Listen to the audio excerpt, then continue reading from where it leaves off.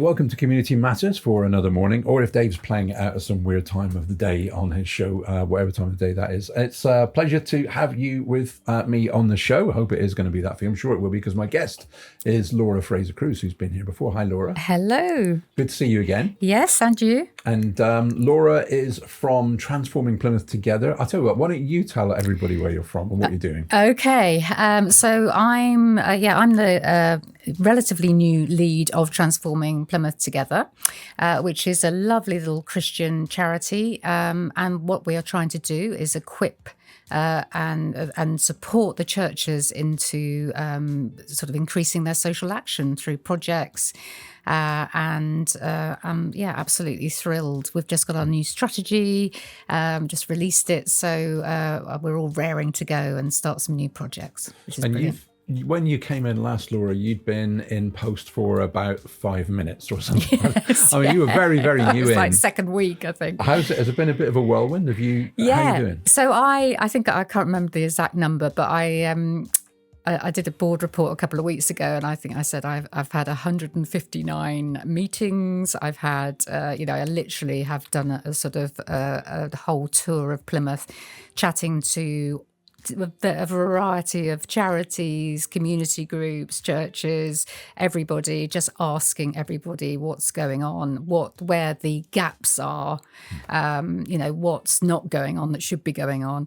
I feel far more equipped now. And as I say, we've written our new strategy, and the board have given it a seal of approval. So we're sort of raring to go. We're starting some projects that will hopefully hit the spot.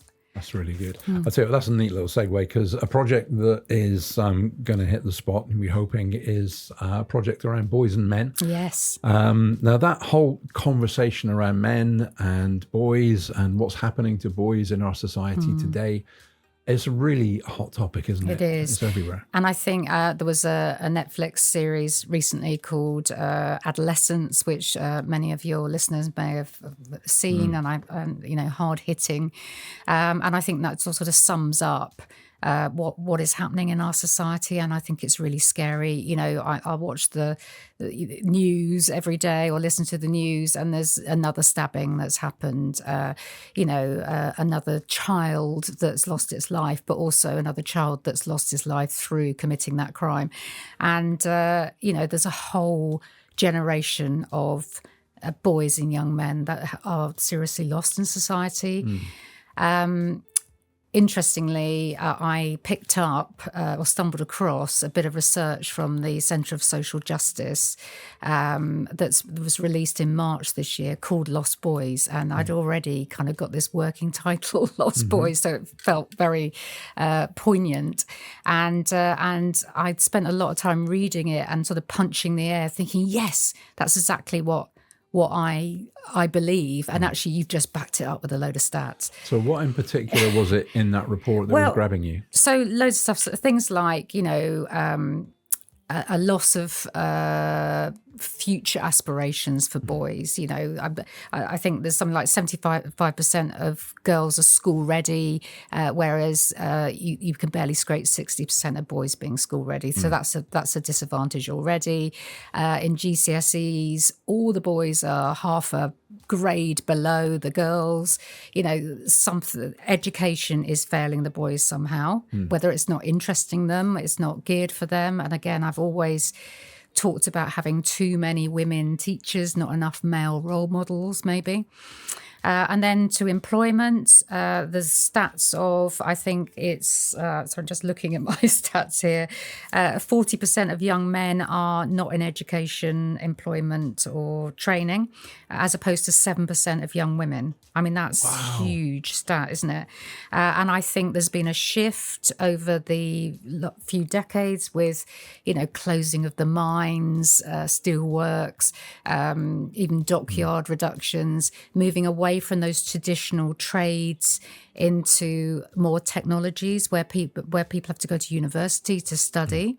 And there's a sort of a whole swathe of potential male workers that actually feel a bit lost.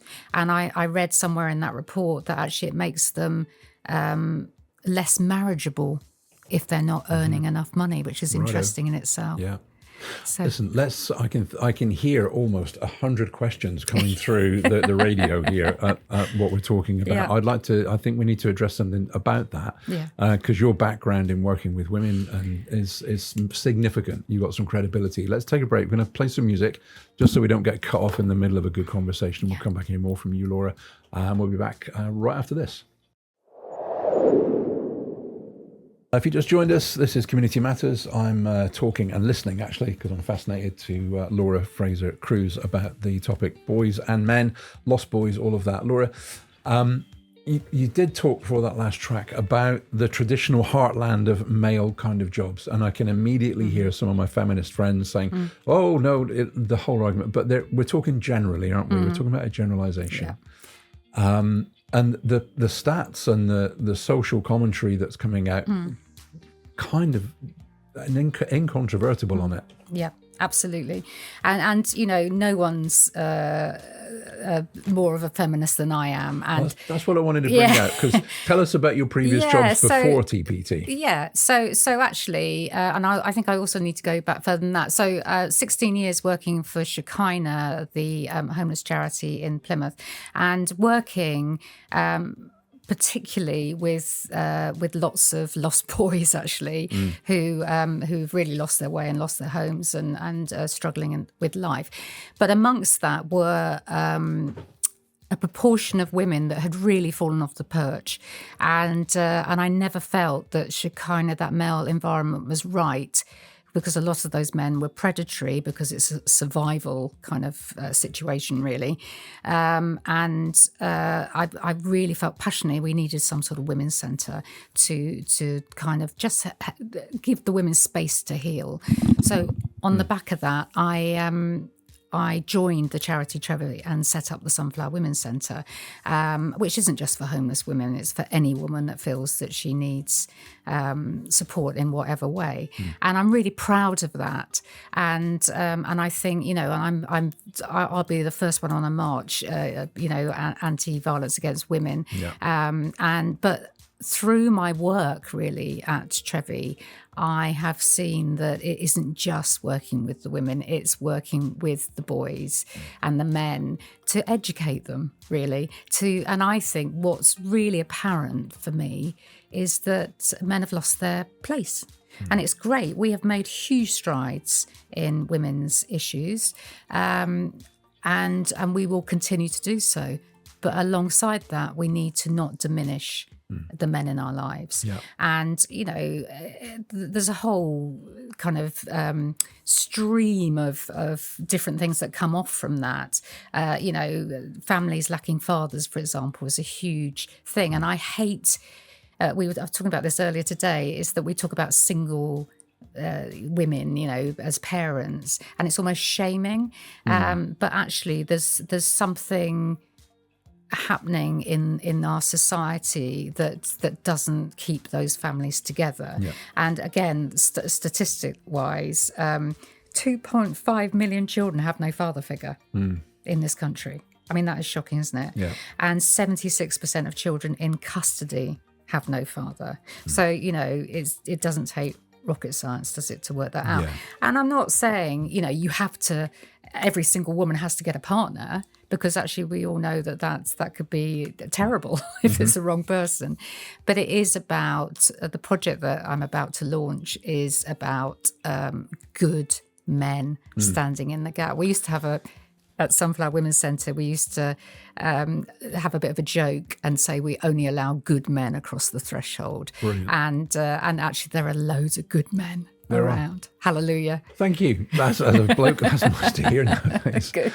As a huge topic, I mean, you could open up, and you've got, I wanted to bring out, and you can't bring all of it out, but your credibility in working with women, in understanding this content, this situation from both sides, many different sides.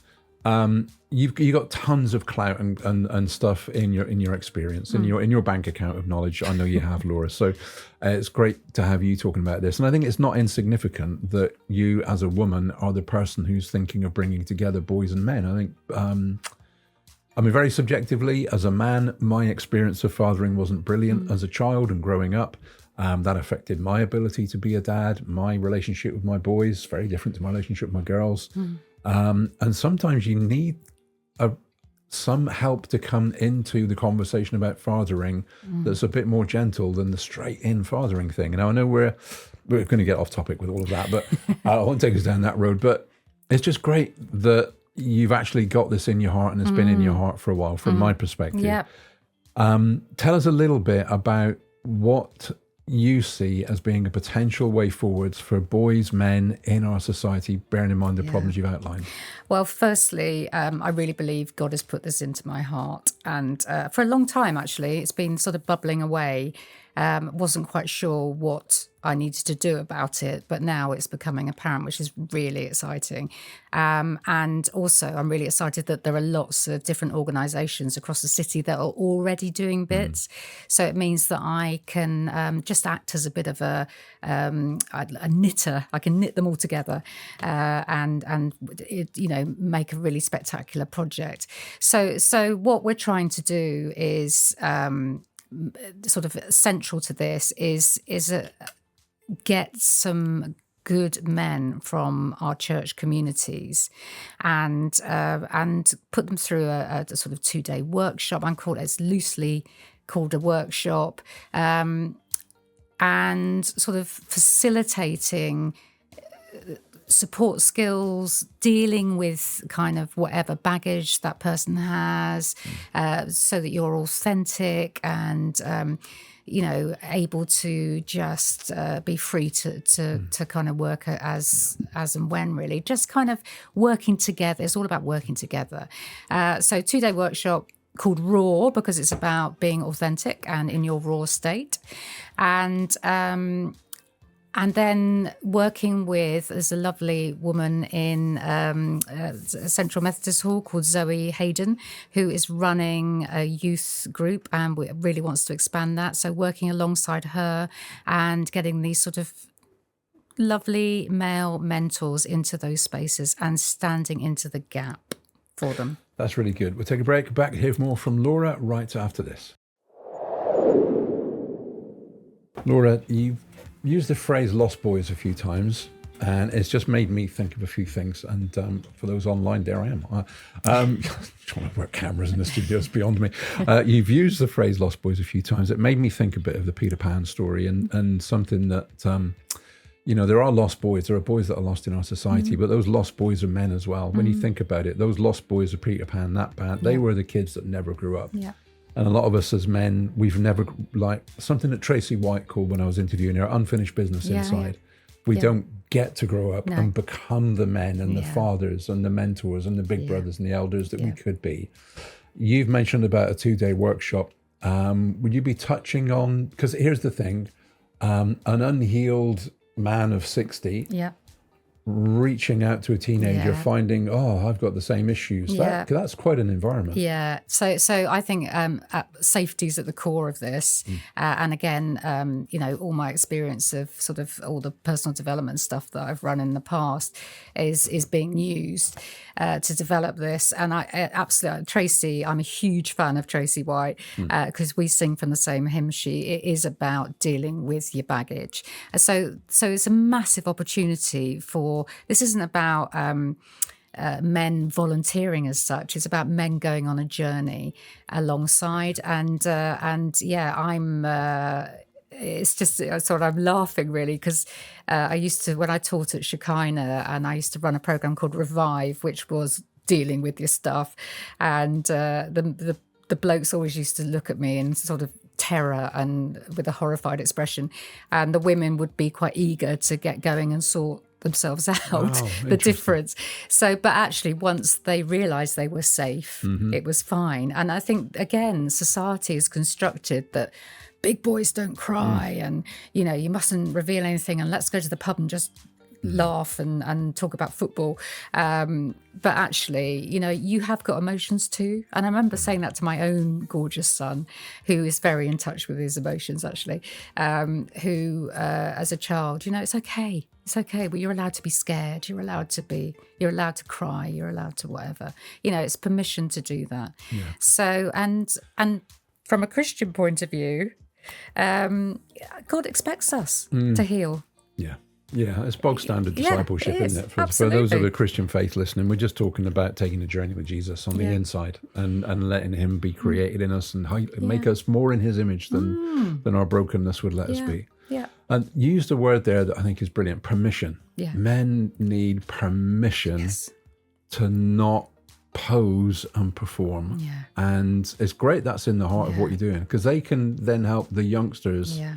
Oh, here I am, 60 now, youngsters. But they can help younger people to get that in your life at a younger age. Yeah, absolutely. I think it's, and I think Lost Boys sums it up in that title, because actually I just think they're lost. They are lost because, the other thing in that report, I was reading that boys as young as 13 using steroids to kind of enhance their physique. You've got this Instagram culture. Not only have you got to be a big boy that doesn't cry, you've got to look all pumped up and have a six pack. And then you've got influencers like Andrew Tate stepping in that gap. Yeah. And that makes me so angry. Makes me really angry that guy's got so much influence, and he's he's on bail, isn't he, for rape and people trafficking and whatever. Yet he's still got that influence. And so that's where we need to have the influence. So boys are clearly looking for a lead. Yeah. And if there is only one voice out there that's giving a lead, they'll tend to go towards it. And there is something about, this is a hot topic. In my experience with myself and my boys and all the men I know, there's been something in us that is definitely male and definitely different and definitely, I need to go that route. Yes. Maybe why schools are failing. As a boy, sitting in school with a pencil when you're 5 doesn't work. No, it does not work. Or climb a tree. Yeah. And in my case, fall out a lot because I was rubbish. Manual But dexterity wasn't my thing. Yeah, well, to a point. So where are we going with that? So the whole issue of men help. You've mentioned a 2-day period. You said it's and the whole journey is that, guys, you're not going to just volunteer. You're going on a journey yourself. Yeah, absolutely. Those initial 2 days, good grounding. The whole journey of mentoring younger people, surely that's going to bring stuff up ongoing. Yeah. So again, using my experience really is that, each, when you're actually working with the young men, will come under church eldership or what have you, or leadership. Plus, I'm not going to let this go. I'm going to have good governance around it. Everyone will be DBS'd. Everyone will, we will have moments where we come together and talk through stuff, what's emerged for you, and of course we'll cover it with prayer as well. So I'm all about the safety alongside that. Yeah. So brilliant. And there is one thing that came to my mind is as a man, if you are a father, you feel a sense of failure in our society. Oh, I haven't cut it. But we were never meant to do this on our own. There's that phrase, it takes a village. And really it would have been within the company of other men. That the men who are fathers have got men who are fathers around them who can help them to know how to work that through. So I guess having a bunch of men coming together everyone's going to learn from everybody else as well. Yeah, and I think there's another lovely project that I'm hoping to hook up with. There's a great guy called Paul Leather who runs a group called Mandate out from Chadwellwood Rediscover Church. And he is getting those band of brothers together and, older, younger, just kind of doing life together.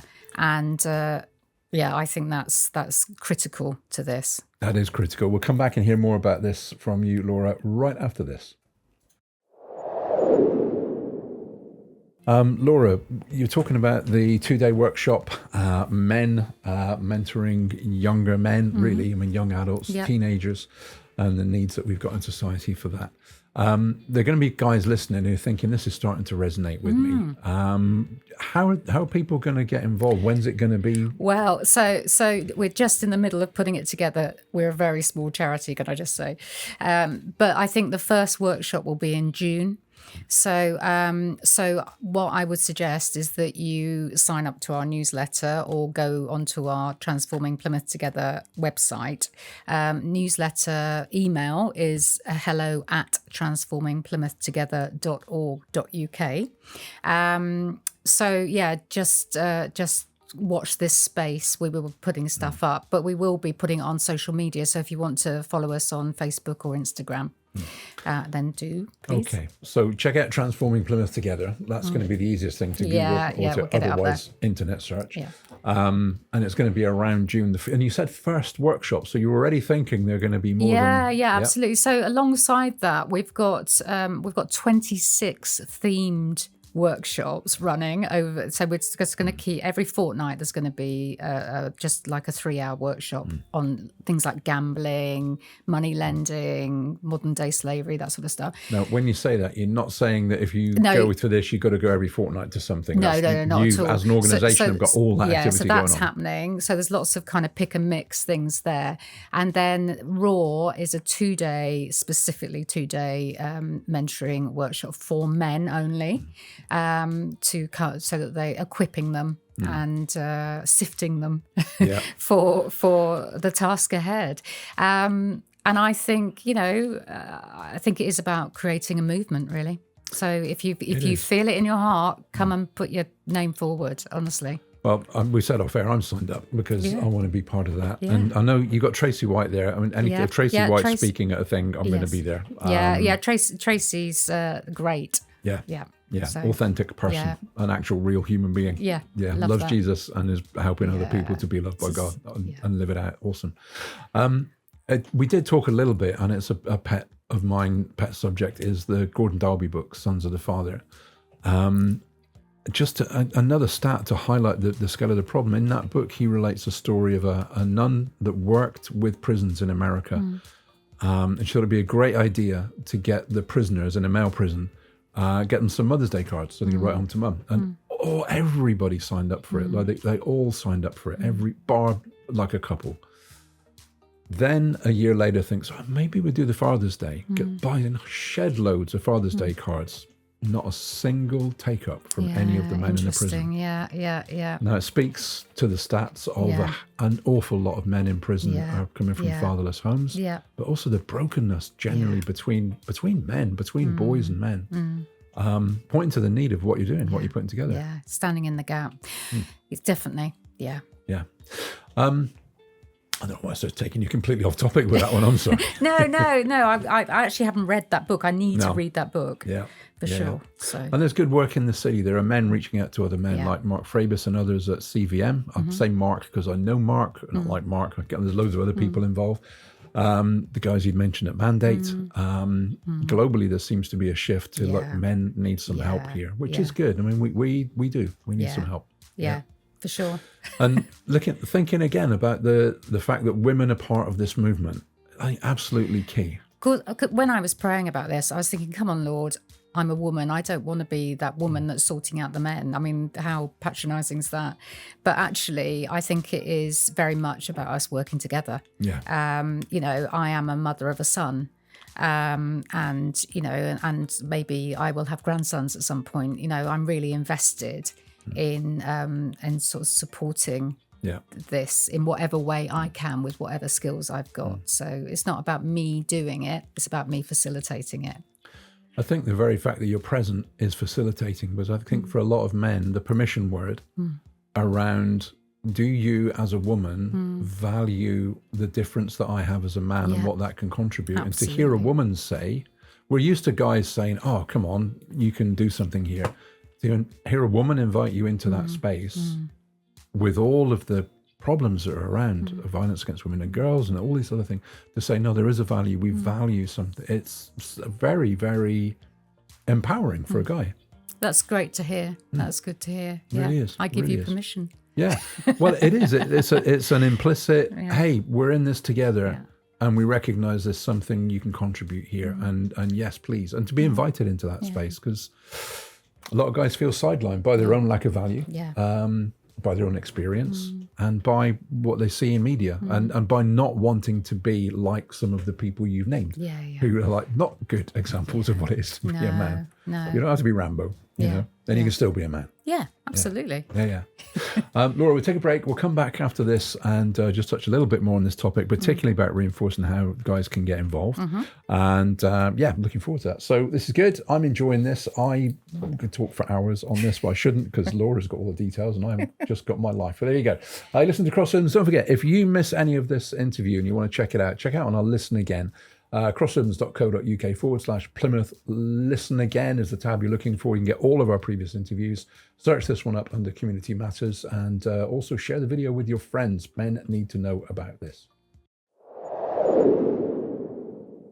Laura, we could talk a lot about men's issues and boys' issues, and the fact that men need some help in society. Anything you want to say in particular address about the issues of men and boys? I suppose the other thing, which came out in the Lost Boys report, is about pornography, online pornography, and kind of the accessibility of it, and the fact that children as young as 9 and their brains are still developing, are watching online often extreme pornography, and how actually let's just rewind a little bit. 9 years old is what we're talking about. That is shocking, isn't it? And they're not looking for that. That's getting pushed to them, isn't it? Yeah, absolutely. And I suppose there needs to be an awareness from parents just how, don't be naive about what your children are looking at, but don't be scared of putting in those boundaries. But equally, as a feminist, I'm anti-pornography anyway, but I'm very aware of its addictive nature for men, and how much, in churches as well, I have to say, and how much shame is cloaked around that. But I think what worries me, and I know my son's saying to me about how actually lots of boys are learning how to treat women through watching pornography, or how to have sex by what they're watching, thinking that's normal and that's how girls need to be. And they're getting angry if they're not like that. And I think I read somewhere about strangulation and asphyxiation being quite high up in society at the moment because of pornography. And so you've lost that relational thing, boys and girls aren't being taught how to have a healthy relationship because of this pornography. I mean, we're not going to stop it. It's seeping into our lives, isn't it? There's a whole other interview. Well, let's take the lid off the secrecy and shame. So I really struggled. I really struggled with pornography as a child, and it was an escape from a fairly difficult and broken emotional landscape. And that addictive sense is that you get a sense of reward, but you spend a lifetime unpicking. That's not how you relate to women. Yeah. That's not how this other person who's created in the image of God requires me to understand them as an individual, separate to me and different to me. And that takes a long time to unpick. So this initiative, Boys to Men, he said, heart racing, thinking, I'm going out on air on that one, I don't care. I do care. Yeah. This initiative is so important. And I would imagine in this, what we're going to find as we journey with it, like you said, the men are going to take a journey, is you can have men being healed, then being able to talk to young boys, hopefully before they need quite so much healing. Wouldn't that be fantastic? Yeah. Wouldn't that be awesome? That's absolutely, I believe there is an absolute epidemic, and there's all sorts of, again, from a Christian point of view, the enemy is just getting in there, trying to destroy marriages and destroy men. And shame is always, that big thing. There's no shame in Jesus. Yeah. So, but I think if we shine a light into it, we can just shift it. Yeah. So, ideally, let's just shut down all the pornography sites. But that's quite a big ambition. Hey, you could. It comes out of something, though, doesn't it? It comes out of the human condition. It comes out of broken souls looking for right answers in wrong places, looking to satisfy a right need, but in the wrong place. That need to be loved, to have significance. and it just gets corrupted and twisted and shifted. But getting to the heart of people, and particularly at a younger age, with credible, open, safe conversations. And probably other things will come out of this. I'm sure you're going to take a journey with this, and things are going to grow. That can make a difference because you change it from the inside out, not just changing it by legislation. Doesn't change it. Martin Luther King said, "Legislation won't change a man's heart, but it might save my life and stop me getting lynched." And it did up to a point. But then he got, it's the human heart's got to change, eh? Yeah, I agree totally. Yeah. We're going to overrun again. My fault, because I'm really enjoying the conversation. Laura, it's been a pleasure having you in the studio. Absolute Thank you pleasure so to much. be here. Thank you. Hopefully we can get an update as this goes forward. Remind us again, if people want to get engaged with this. Just come and check out our website, Transforming Plymouth Together. Join us on Facebook or email us on hello@transformingplymouthtogether.org.uk. And what was the report that you read that had lots of, I'll take you off camera, what was the report that you read that had lots of stuff? It's called Lost Boys, and it's from the Centre for Social Justice, actually, who I've got a huge respect for, and it's just a really interesting, easy read, loads of stats, to see that I'm just not making this all up. This is reality. Very good. Very good. Laura, thank you very much for coming in. That's it, folks, for today. Don't forget, if you missed any of that interview or if you want to share clips of that to your friends, check it out on our website, crossribbons.co.uk/Plymouth. Go to listen again and check out Community Matters. Don't forget, we're here with you 24 hours a day, 7 days a week. More music and life on the station ident for you like a proper DJ. And we'll catch you next time on Community Matters. Have a great day.